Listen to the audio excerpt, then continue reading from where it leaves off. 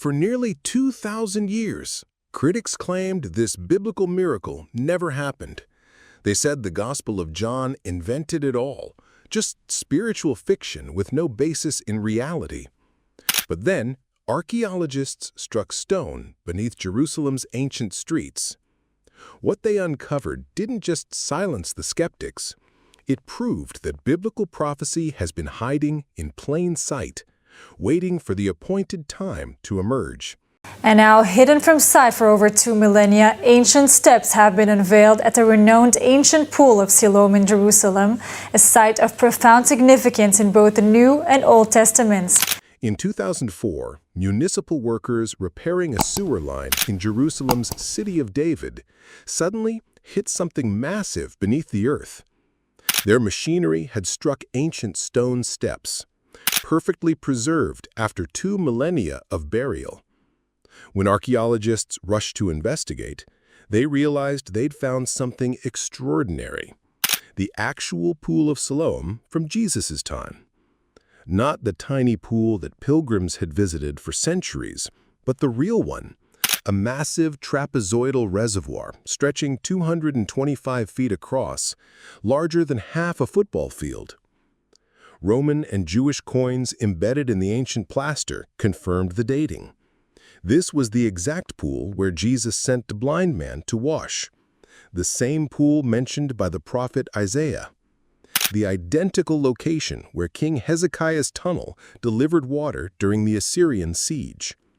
Every detail matched John's Gospel perfectly. The steps, the size, the location. Everything the critics said was impossible was lying there in the Jerusalem soil exactly as Scripture described it. The prophet Isaiah spoke of Siloam's waters centuries before Christ. Because this people have refused the waters of Shiloah that flow gently, and rejoice in Rezin and Remaliah's son, in Isaiah 8:6. Even then, Siloam represented God's quiet provision versus the world's mighty rivers. It wasn't just a water source, it was prophetic symbolism made manifest in stone and water. But the most powerful prophecy came from Jesus himself in John 9:7. Go, wash in the Pool of Siloam, which means sent. That word sent isn't accidental. Jesus, the one sent by the Father, was directing a blind man to waters that would restore his sight. For 2,000 years, scholars debated whether this story was literal history or spiritual allegory. Liberal theologians insisted John's Gospel was too symbolic, too late, too theological to be trusted as eyewitness testimony. They claimed the Pool of Siloam was just John's invention, a literary device to illustrate spiritual blindness and sight. But prophecy has a way of emerging from the earth when God's timing is perfect. Picture Jerusalem in Jesus' day. Thousands of pilgrims streamed into the city for the great feasts, following ancient paths carved into rock by countless generations before them. The Pool of Siloam wasn't just any pool. It was the culmination of one of history's greatest engineering marvels. 6 centuries before Christ, when the Assyrian army surrounded Jerusalem, King Hezekiah faced annihilation. The city's water source, the Gihon Spring, lay outside the walls where enemies could cut it off. But Hezekiah had a vision. He ordered workers to carve a tunnel through 1,750 feet of solid rock, redirecting the spring's waters inside the city walls. For months, 2 teams chiseled through limestone, working from opposite ends until they met in the middle. The water flowed down through Hezekiah's tunnel and filled the Pool of Siloam. This wasn't just survival engineering, it was prophetic preparation. God was positioning the stage for a miracle that wouldn't happen for another 600 years. Fast forward to Jesus' ministry. As he walked through Jerusalem, he encountered a man blind from birth. This wasn't temporary blindness from disease or injury. This man had never seen light, never glimpsed his parents' faces, never witnessed the temple gleaming in sunlight. The disciples asked the obvious question: who sinned, this man or his parents? They assumed suffering always traced back to specific sin. But Jesus shattered that assumption. Neither this man nor his parents sinned, but that the works of God should be revealed in him. Then came the moment that defied every expectation. Jesus spat on the ground, mixed the dirt with his saliva, and smeared the mud across the man's sealed eyes. In Jewish culture, saliva was considered unclean. Mud made things worse, not better. But then came the command that connected this moment to centuries of biblical history. Go wash in the Pool of Siloam. The man stumbled through Jerusalem's narrow streets, following voices and footsteps he couldn't see. Down the pilgrim road, past merchants and travelers, until he reached the ancient steps King Hezekiah had made possible. He knelt by the water's edge and washed. When he lifted his head from Siloam's waters, light exploded into his world for the first time. Colors, shapes, faces, everything blazed before him in stunning clarity. He ran back through the city, no longer needing anyone to guide him. Neighbors who'd known him as the blind beggar couldn't believe their eyes. Some denied it was even the same man. But the formerly blind man kept declaring, "I was blind, but now I see." This discovery at Siloam follows a prophetic pattern we've seen repeatedly throughout biblical history. Critics dismiss biblical accounts as myth until archaeology proves them devastatingly accurate. For decades, scholars claimed King David never existed, until archaeologists found the Tel Dan stele in 1993, explicitly mentioning the House of David. Skeptics insisted the Hittites were biblical fiction, until their entire empire was unearthed across Turkey and Syria. They said Pontius Pilate was a gospel invention, until his inscription was discovered at Caesarea Maritima.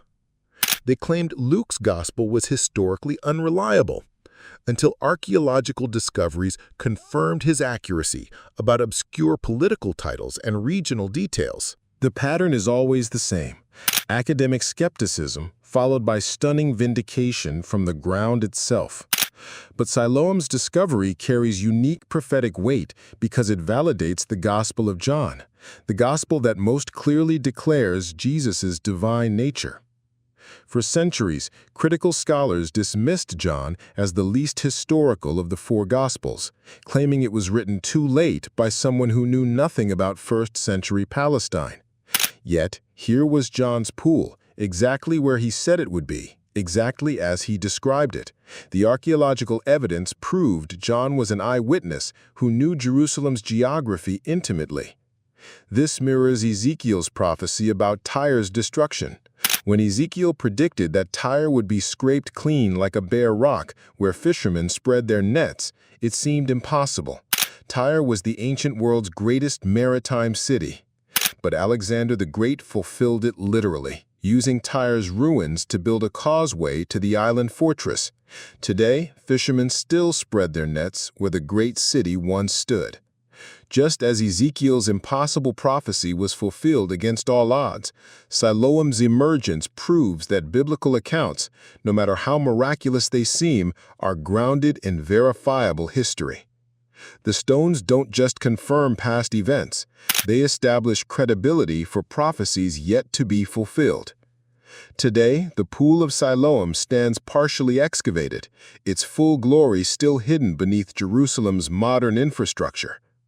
Political tensions, property disputes, and urban development continue to limit archaeological access. Everything is in place for complete excavation: the funding, the expertise, the global interest, except for the complex web of Jerusalem's contested ownership and the delicate balance of religious and political interests that govern every archaeological dig in the Holy City. But perhaps this partial revelation serves a prophetic purpose. Just as the blind man's healing happened in stages, first mud, then washing, then sight, perhaps Siloam's emergence is unfolding according to divine timing. Current excavations have already revealed the pilgrim road leading from Siloam to the Temple Mount. Every stone bears grooves worn smooth by millions of feet over centuries. Jewish pilgrims walked this exact path, singing psalms of ascent as they climbed toward God's house. This road represents something profound, the journey from spiritual blindness to sight, from earthly concerns to heavenly worship. The blind man didn't just receive physical healing, he followed the pilgrim road to encounter Jesus as the Son of God. Today, Jerusalem sits at the center of global attention like never before. Ancient prophecies about the city's restoration are being fulfilled in our generation. Archaeological discoveries are accelerating, each one confirming biblical accuracy with stunning precision. The obstacles that limit Siloam's full excavation, political complexity, religious sensitivity, and competing claims, mirror the obstacles that have always surrounded God's work in Jerusalem. Yet prophecy consistently overcomes human barriers when the appointed time arrives. Jesus warned us to watch for signs, and archaeological confirmations like Siloam represent exactly what he meant. These aren't random discoveries, they're precisely timed revelations that strengthen faith when skepticism reaches its peak. We're living in an unprecedented era of biblical archaeology. More biblical sites have been confirmed in the past 50 years than in the previous 2 millennia combined. From the Dead Sea Scrolls to King David's palace, from Pontius Pilate's inscription to now the Pool of Siloam itself. This acceleration isn't coincidental. As Jesus said, when these things begin to come to pass, then look up and lift up your heads, for your redemption draws near. In Luke 21:28. The same Jesus who opened blind eyes at Siloam is opening spiritual eyes today through archaeological confirmations of his word. Each discovery removes another excuse for unbelief and provides fresh evidence that the Bible deserves our complete trust. If God preserved these stones for nearly 2,000 years, buried beneath Jerusalem's ancient streets, what else has he preserved for this generation to discover? What other confirmations await excavation? The Pool of Siloam reminds us that our faith isn't built on wishful thinking or ancient legends.